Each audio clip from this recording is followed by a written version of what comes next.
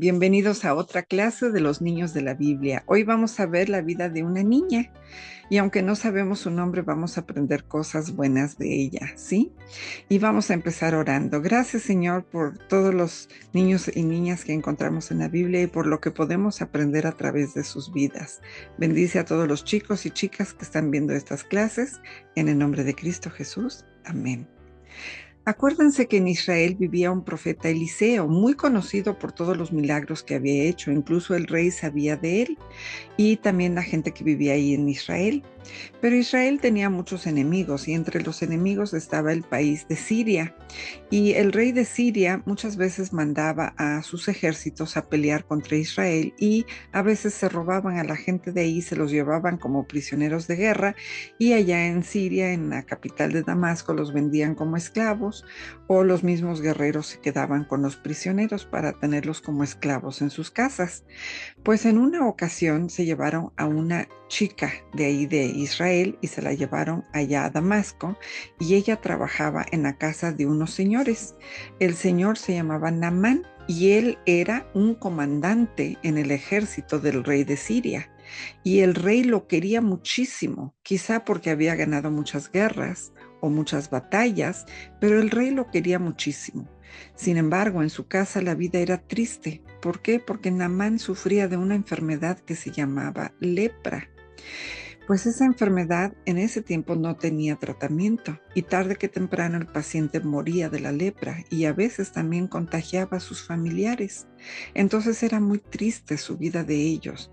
Y la chica esta que venía de Israel se dio cuenta que todos andaban tristes y un día ella entendió por qué, porque la esposa de Naamán le explicó que su esposo tenía lepra.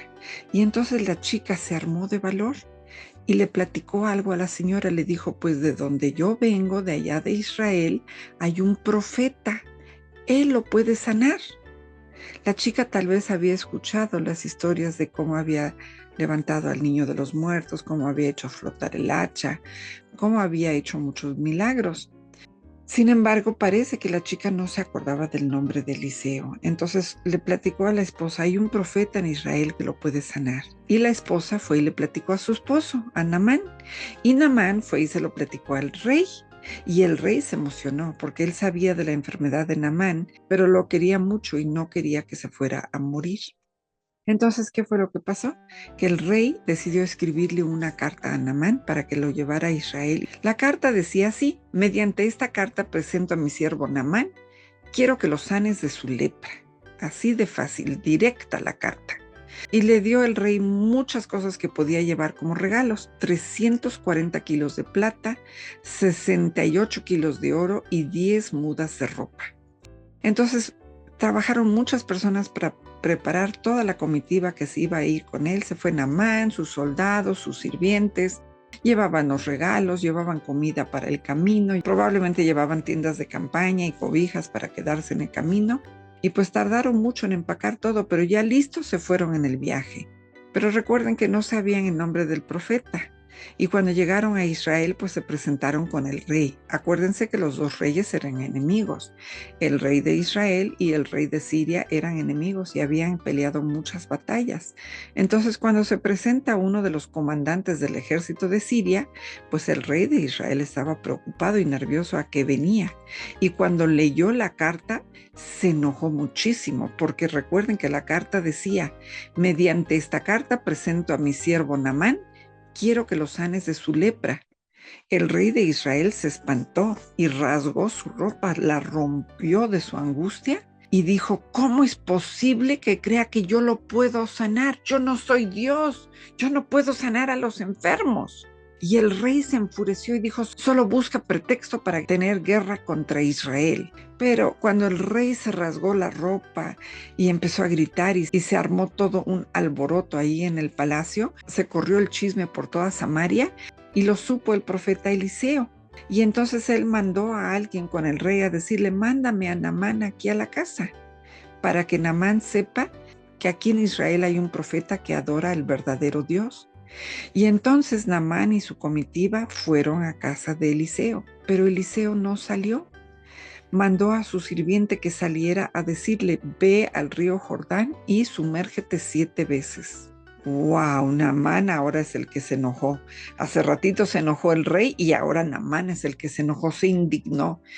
Y entonces Naamán dijo: ¿qué no son mejores los ríos de Habaná y Farfar allá en Damasco como para que yo tenga que bañarme acá en estos ríos tan feos de Israel? Claro que no, yo no me voy a meter a su río tan feo. Y Naamán dijo: debió haber salido el profeta y debió haber pasado sus manos encima de mi cuerpo, haber hecho alguna cosa así. Pero sus siervos y los soldados que venían con él le dijeron: si el profeta te hubiera pedido algo difícil, lo hubieras hecho. Te pidió algo fácil, solo sumérgete en el agua 7 veces. No tiene nada de difícil, hazlo. Y entonces lo convencieron, se calmó un poco, se fueron al río y se sumergió 7 veces en el agua.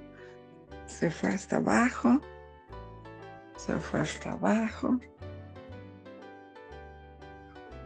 7 veces entró al agua y cuando salió la 7ª vez estaba limpia su piel, ya no tenía nada de lepra y ahora se puso muy feliz y regresaron rápidamente a casa del profeta Eliseo y esta vez sí salió.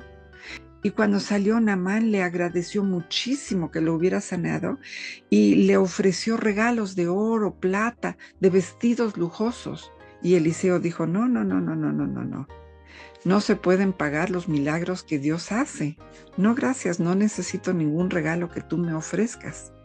Y entonces Naamán le dijo: por favor, dame entonces 2 bultos de tierra de aquí de Israel, porque yo siempre voy a ofrecer ahora mis sacrificios al Dios de Israel. He entendido que este es el Dios verdadero.